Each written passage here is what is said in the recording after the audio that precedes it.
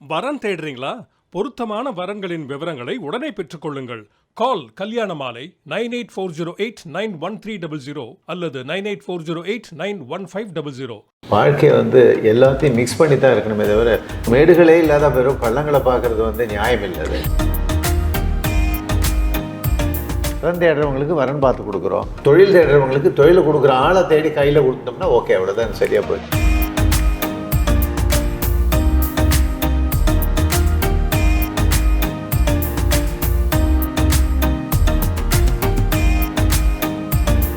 வணக்கம் மோகன் சார். வணக்கம்மா, எப்படி இருக்கிறீங்க? ஃபர்ஸ்ட் கிளாஸாக இருக்கு. இந்த வீக்கெண்ட் ஆக்சுவலி நமக்கு ரொம்ப பிஸியாக இருந்தது இல்லை?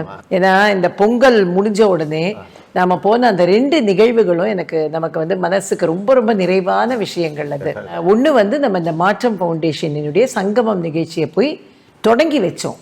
நீங்கள், நான், அதுக்கப்புறம் mister Suresh Kalpathi, Saint Joseph college mister Babu Manoharan, இவங்க எல்லாருமா சேர்ந்து அந்த பேனலை ரொம்ப பிரமாதமாக பண்ணப்பட்டது. அது முக்கியமாக எனக்கு சுஜித் அவரை நம்ம ஒரு 10 வருஷமாக பார்த்துட்டு இருக்கோம். அதாவது மாற்றம் அப்படிங்கிறது இளைஞர்கள்ட்ட தான் தொடங்க வேண்டும் அப்படின்னு நம்ம நிறைய மேடைகளில் பேசியிருக்கோம். நம்ம எல்லாருமே அதை சொல்கிறாங்க, எல்லாருமே பேசுகிறாங்க.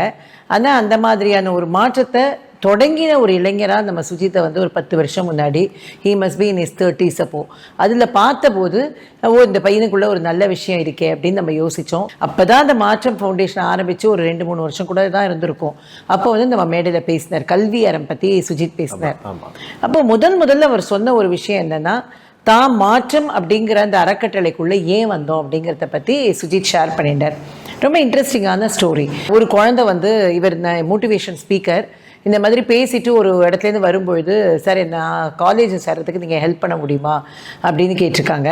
உடனே இவர் கையில் இருக்கிற பைசா எடுத்து அப்படியே அவளுக்கு கொடுத்த போது, இல்லை சார் எனக்கு பணம் வேண்டாம், எனக்கு ஒரு சீட் வேணும் அப்படின்னு கேட்டிருக்காங்க. இரவு முழுக்க அவர் யோசிச்சாராம், நமக்கு இத்தனை காலேஜ் தெரியும், இத்தனை சேர்மன் தெரியும், இவ்வளோ காலேஜில் போய் நம்ம பேசுகிறோம், இவ்வளோ கண்டென்ட் ப்ரொவைட் பண்ணுறோம், நம்ம இன்டர்ன் அவங்கள்ட்ட என்ன வாங்கிக்கலாம், சமூகத்துக்கு பயனுள்ள வகையில் என்ன வாங்க முடியும் அப்படின்னா, அந்த காலேஜில் டிசர்விங் கேண்டிடேட், ஆனால் அவங்களால செலவு பண்ண முடியாது, ஃபர்ஸ்ட் ஜெனரேஷன் கல்வியில் வரக்கூடியவங்க, டிகிரியில் வரக்கூடியவங்க, இவங்களுக்கு நாம் அவங்களுடைய வாழ்க்கையில் ஒரு மாற்றத்தை கொடுத்தோம் அப்படின்னா அவங்களுடைய வாழ்க்கையில் ஒரு பெரிய மாற்றம் கிடைக்கும் அப்படின்னு யோசிச்சாராம். யோசித்து தொடங்கப்பட்ட அந்த மாற்றம் ஃபவுண்டேஷன் இன்றைக்கு நாம போன அந்த சங்கமம் நிகழ்ச்சியில் கிட்டத்தட்ட 3600 குழந்தைகள் அங்கே வந்திருந்தாங்க.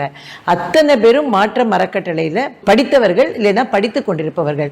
இப்போ இந்த படிச்சுட்டு இருக்கிறவங்க ஸ்ட்ரீமே கிட்டத்தட்ட 2500 ஸ்டூடெண்ட்ஸ் இருக்காங்க. அது பார்க்கும் பொழுது அப்படியே மனசில் திடீர்னு ஒரு உணர்வு வந்தது. அதாவது ஒரு காலேஜில் போய் நம்ம ஒரு அட்ரஸ் பண்ணுறோம், ஒரு 3000 குழந்தைகள் இருக்காங்க அப்படின்னாலே நமக்கு அது ஒரு பெரிய பிரமிப்பாக இருக்கும். ஒரு எழுச்சி மிக்க இளைஞர்கள் மத்தியில் பேச போகிறோம் அப்படின்னு. அதில் முக்கியமாக நாம் இருந்தபோது ஒரு பொண்ணு ஸ்டோரி ஷேர் பண்ண பொழுது, அப்பா குடிகாரன், அம்மா கஷ்டப்படுறாங்க, 2 பெண் குழந்தைகள், முதல் பொண்ணை ஏதோ கஷ்டப்பட்டு படிக்க வச்சுட்டு இருக்காங்க, இவ 2வது பெண்ணு, கண்டிப்பாக எதுவுமே வசந்தம் வீச போகிறதில்ல அப்படின்னு யோசிக்கிற பொழுது இவளுக்கு மாற்றம் ஃபவுண்டேஷன் பற்றி தெரியுது. இன்னொருத்தரை டிபெண்ட் பண்ணி இருந்த ஒரு வீட்டிலேருந்து வெளியில் சென்னையில் ஹாஸ்டலில் சேர்ந்து ஒரு வார்த்தை இங்கிலீஷ் பேச தெரியாத நிலையிலேருந்து மாறி இன்னைக்கு அந்த பொண்ணு ஸ்டோரியை ஷேர் பண்ணி, ஹைதராபாத்தில் நான் எப்படி இருக்கேன், எங்கள் வாழ்க்கையில் நாங்கள் ரொம்ப ஆசைப்பட்டது கால் நீட்டி படுத்துட்டு நிம்மதியாக தூங்கணும் அப்படிங்கிறத, அதனால அம்மாவுக்காக நான் ஒரு ஃப்ளாட் வாங்கியிருக்கேன் அப்படின்னு அந்த ஃப்ளாட் அந்த பொண்ணு காமிச்ச பொழுது என்ன மாதிரி இருந்தது அப்படின்னா, இந்த கண்டுகொண்டேன் படத்தில் தபுவும் ஐஸ்வர்யாவும் அவங்க வாழ்ந்தவங்க நல்ல வசதியாக, அம்மாவுக்கு ஒரு நல்ல வீடு வாங்கி கொடுக்கும் பொழுது அவங்களுக்கு ஏற்பட்ட மகிழ்ச்சிங்கிறது நிழலில் நடந்தது. நிஜத்தில் அந்த சகோதரிகளை பார்த்த பொழுது அவ்வளோ பிரமிப்பாக இருந்தது. அந்த பெண்ணுக்கு ஒரு அவார்டு நான் கொடுக்க முடிஞ்சுது. அது நமக்கு கிடைச்ச ஒரு பெரிய வாய்ப்பாக நான் நினைக்கிறேன்.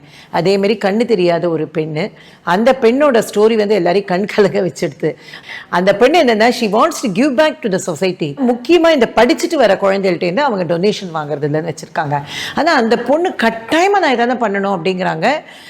இவங்க முடியவே முடியாதுமா, பாலிசிலே அது கிடையாது அப்படின்னு சொன்ன பொழுது அந்த பொண்ணு ஸ்டேஜ்லேயே ஒரு 5000 ரூபாய் யாரோ ஒரு குழந்தைக்கு கொடுத்துருக்கு. நான் ஸ்டேஜில் கொடுத்துட்டா சார் என்ன ஒன்றுமே சொல்ல முடியாது அப்படின்னு சொல்லிட்டு, அப்போ அவங்க மனசில் என்ன ஒரு தாக்கத்தை அது ஏற்படுத்தியிருக்கு அப்படிங்கிறது ரொம்ப பெரிய விஷயம். சுஜித் அவங்களோட மாற்று ஃபவுண்டேஷனில் 2-3 டிசிப்ளின்ஸ் வச்சுட்டுருக்காங்க. அது எனக்கு ரொம்ப ரொம்ப நமக்கு பிடிச்ச ஒரு விஷயம்.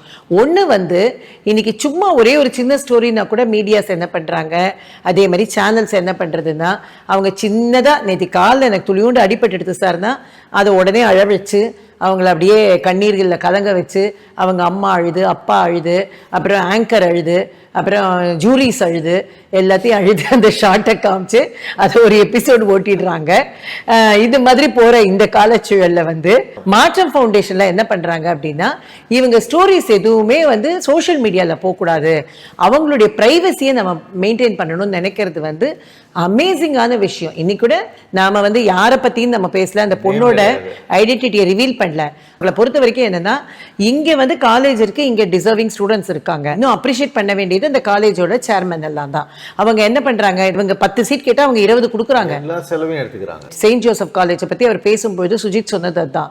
நான் நீங்க முதல்ல பேசிட்டு வெளில வரும்பொழுது இவர் மாதிரி 50 சீட் கொடுக்குறேங்கிறாரே, 50 சீட்டுக்கு நான் எப்படி டிசர்விங் கேண்டிடேட்டை பிடிக்கிறது, அதை தான் அவங்க வந்து அதை அழகா பண்ணி இந்த மாதிரியான மாற்றங்களை நாம வந்து பேசிட்டு இருந்தா போறாது, கொண்டு வரணும் அப்படிங்கிறது.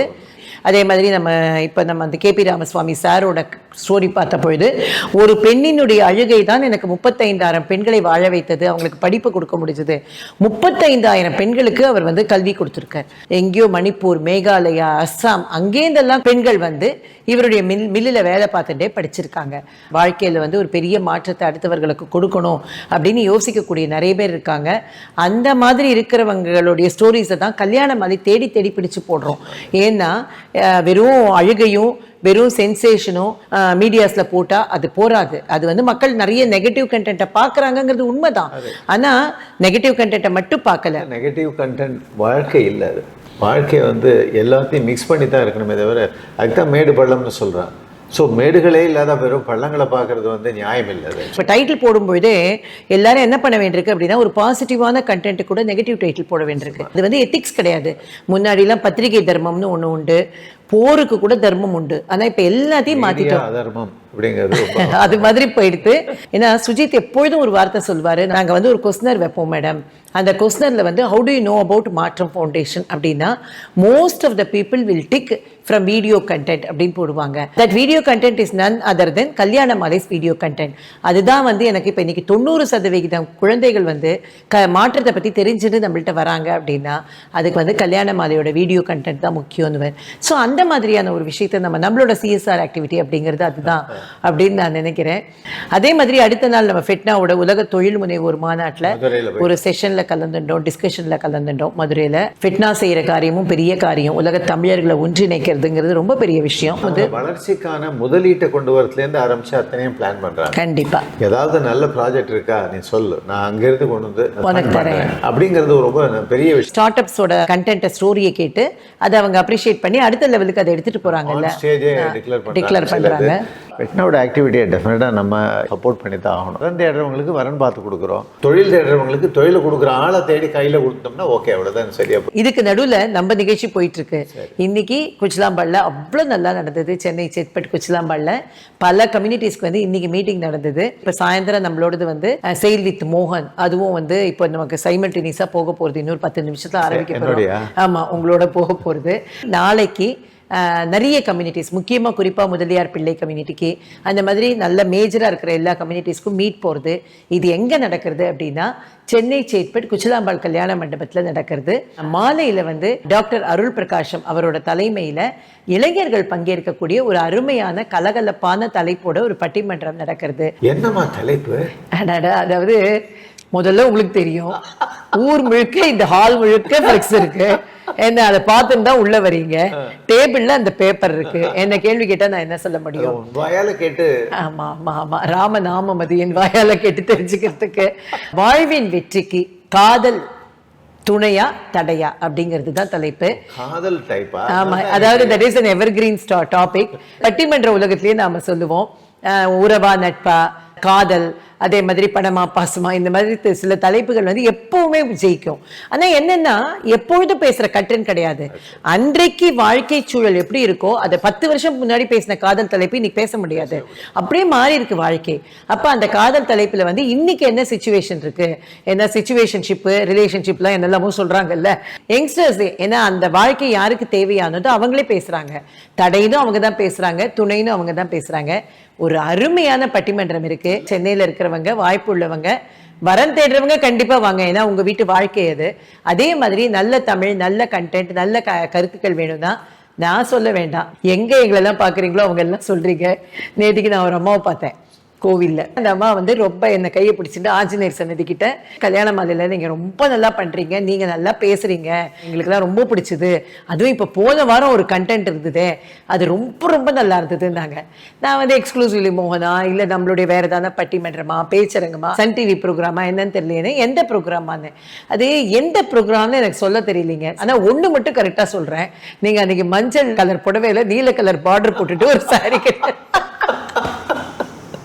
எனக்கு வந்து அதை வந்து மகிழ்ச்சியா ஏத்துக்க முடிச்சது. இருந்தாலும் மனசுக்குள்ள ஒரு ஆமா அந்த ரெஃபரன்ஸை கேட்கும் பொழுது அந்த காலத்துல சொல்லுவாங்க சோபனா ரவியை பத்தி சொல்லுவாங்க, புடவை தான் பிரபலம் அப்படின்னு சொல்லுவாங்க. அந்த மாதிரி இன்னைக்கும் அது போயிட்டு இருக்கு பெண்கள் மத்தியில அந்த ட்ரெண்ட் போறது. அந்த பட்டிமன்றம் ஆமா ஆமா உடனே சொல்லிட்டாங்க, திருவாரூர் பட்டிமன்றமா மோகன் சாரை பத்தி நிறைய ரெஃபரன்ஸ் பேசினாங்க, கிராமமா நகரமா பட்டிமன்றம் எல்லாமே சொல்லிட்டாங்க. ஆனா அதுக்கு ஒரு ட்ரிகர் பாயிண்ட் தேவைப்பட்டது வந்து புடவை. ஆமா உங்களை எல்லாரையும் நாளைக்கு வரன் தேடுறவங்களையும் சரி பட்டிமன்ற லவர்ஸையும் சரி நாளைக்கு நாங்க குச்சலாம்பால் கல்யாண மண்டபத்துல சந்திக்கிறோம். ப்ரோக்ராம் மூட்ல இருக்கிறதுனால கல்யாணத்துக்கு மேட்ரிமோனியல் அனுபவத்தை பகிர்ந்துக்கிறத தாண்டி நாங்க போன மேடைகள் பார்த்த பிரமிப்பான விஷயங்களுக்கு எங்களுக்கு ஏற்பட்ட அனுபவங்களை இன்னைக்கு பகிர்ந்துட்டோம். அடுத்த எபிசோட்ல வந்து கல்யாண அனுபவங்களோட உங்களுக்கு அடுத்த வாரம் சந்திக்கிறோம். நன்றி, வணக்கம். வாழ்த்துக்கள், வணக்கம்.